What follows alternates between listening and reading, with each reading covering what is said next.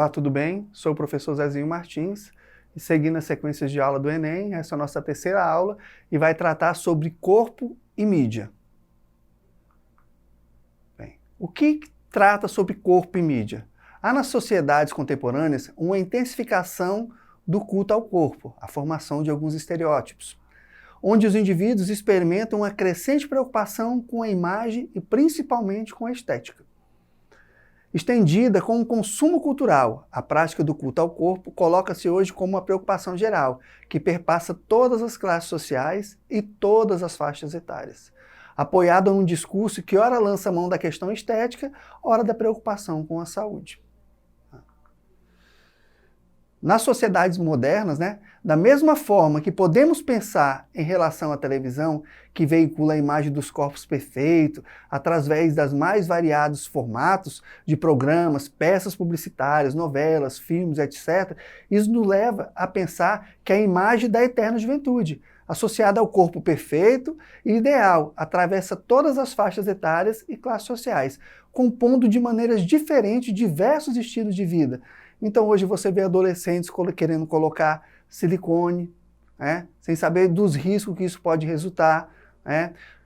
Você vê cremes rejuvenescedores, você vê medicações para emagrecimento, e isso não é colocado na balança que malefícios isso pode causar ao seu corpo e, acima de tudo, qual é o seu biotipo? Que muitas vezes eu me dedico a uma determinada atividade para alcançar o corpo perfeito, mas será que o meu corpo ele está preparado para ter a mesma forma daqueles estereotipados? Será que o meu corpo, algum dia, eu vou ter a tão sonhada barriga tanquinho? E a que preço eu vou ter essa barriga tanquinho?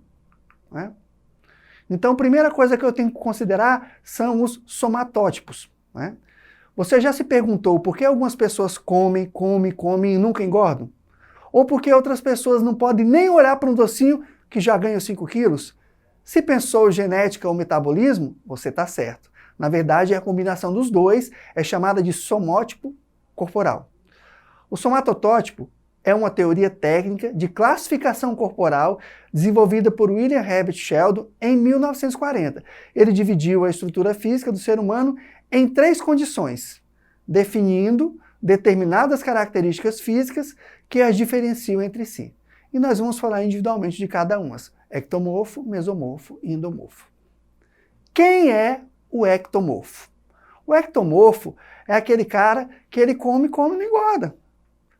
Ele tem um metabolismo muito rápido. Geralmente apresenta as pernas e braços muito longos, cintura e quadris estreitos. Um exemplo, a grande maioria das modelos que você vê desfilando nas passarelas e as capas de revista têm esse biotipo. Na imagem dá para a gente ver aproximadamente uma pessoa ectomorfa. E agora, o inverso, o endomorfo. Quem é o endomorfo? São os extremos opostos, com metabolismo lento e muita facilidade para ganhar peso. O grande problema desse tipo físico é perder gordura. Na maioria das vezes, são pessoas de braços e pernas curtas, com cintura e quadris arredondados. Precisam de uma dose extra de motivação na hora de praticar atividade física, porque mesmo que não sejam sedentários, acabam não emagrecendo devido à lentidão dos processos metabólicos. Aí nós temos exemplos, dois atletas de levantamento de peso da seleção brasileira. E quem é o mesomorfo? O mesomorfo, por suas vezes, são, como o nome diz, um meio termo entre o ecto e o endo. Muita gente os considera privilegiados, afinal tem facilidade para ganhar massa magra e não tem muito problema para emagrecer. Por terem uma boa densidade óssea, têm grande força e apresentam resultados rápidos na musculação. Ou seja, tem facilidade para ganhar músculo. Considerados abençoados pela genética, os mesomorfos são os que têm mais facilidade para obter ganhos de volume de massa muscular, dentre os 3 tipos de biotipo corporal. O que é importante a gente destacar que, independente de como seja o seu somatotótipo, a longo prazo, acompanhado por um profissional competente, a longo prazo, acompanhado por uma equipe multiprofissional, nutricionista, médicos, você pode alcançar o seu objetivo. Não significa que você possa alcançar aquele estereótipo pronto, mas você pode ter uma melhor qualidade de vida. tá? Desde que isso interfira. Porque senão, se você tenta fazer isso por si, com o conhecimento disponível hoje dentro da rede, você pode incidir alguns problemas dos quais a gente vai destacar agora. No caso, lipoaspiração, cirurgia de prótese de mama, né? Tudo isso são voltados, às vezes as pessoas têm necessidade, mas essa prescrição, essa orientação, ela deve vir prescrita e orientada sempre por um profissional adequado. No caso das cirurgias plásticas, pelos médicos. Tá? Mas nós temos um volume hoje muito grande de jovens e adolescentes que querem alcançar esse estereótipo a qualquer preço. Tá? Aí se submetem a esses procedimentos extremamente invasivos. Né? Tudo isso acarreta diversos problemas e sequelas. Porém, na aula de hoje, nós vamos dar ênfase aos destaques transtornos alimentares.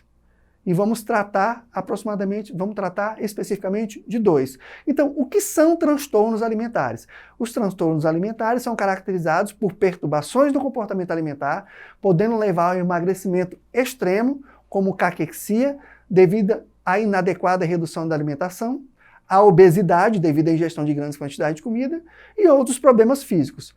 Os principais tipos de transtornos alimentares são a anorexia nervosa e a bulimia nervosa. E ambos têm como característica comum uma intensa preocupação com o peso e o medo excessivo de engordar, uma percepção distorcida da forma corporal e a autoavaliação baseada no peso e na forma física.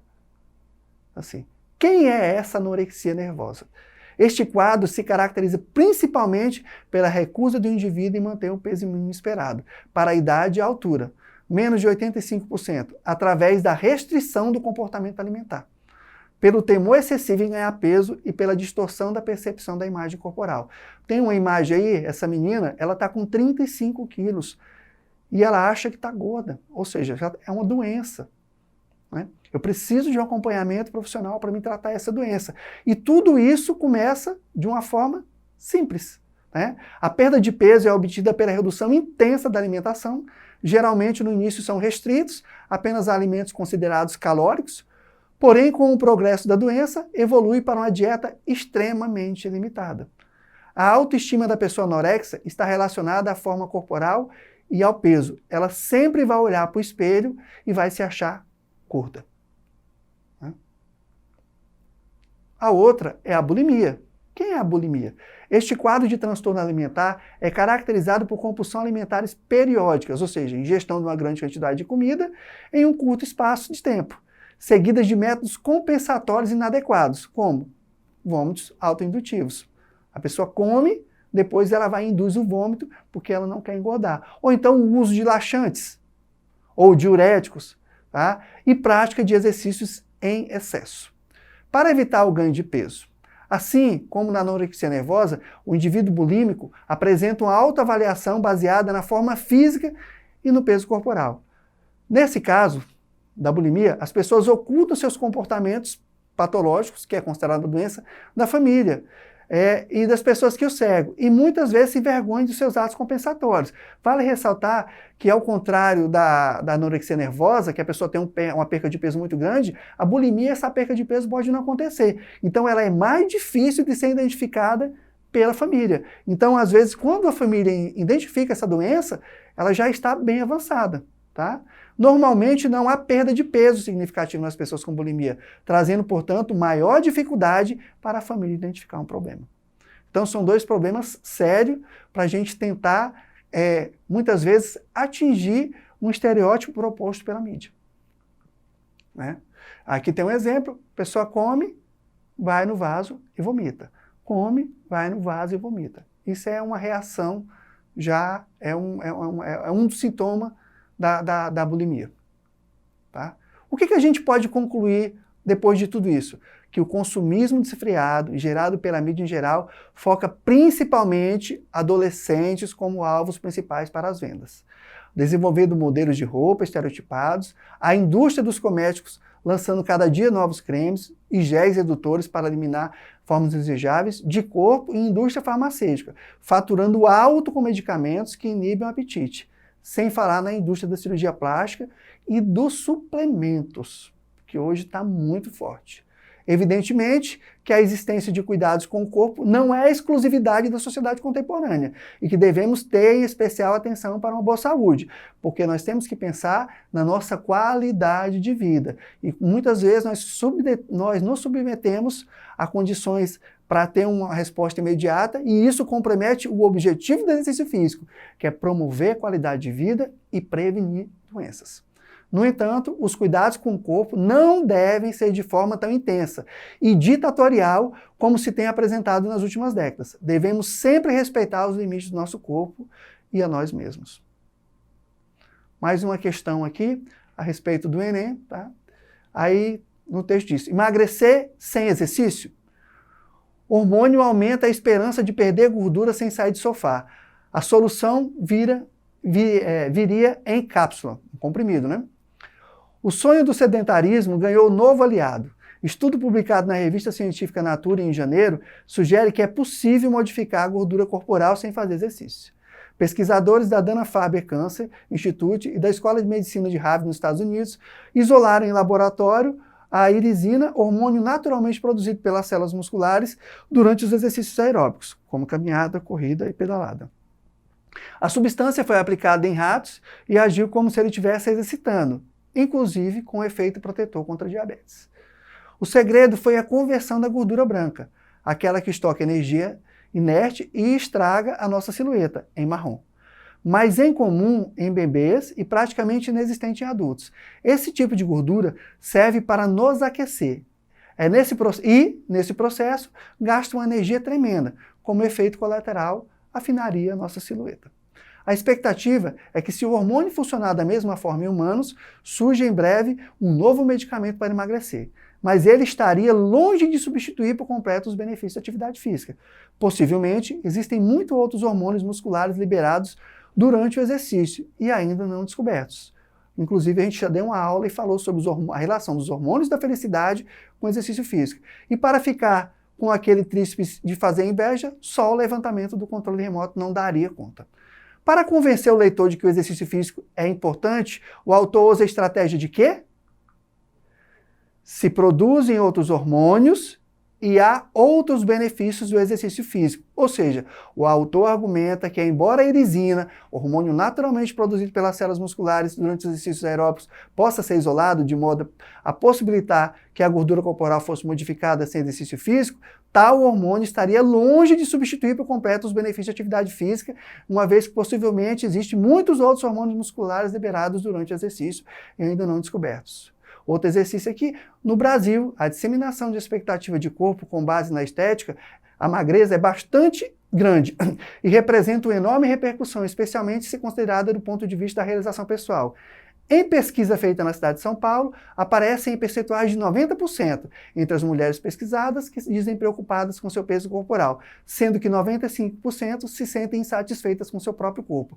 A preocupação excessiva do peso corporal pode provocar o desenvolvimento de distúrbios associados diretamente à imagem do corpo, tais como anorexia e bulimia, como é que nós vimos nessa aula.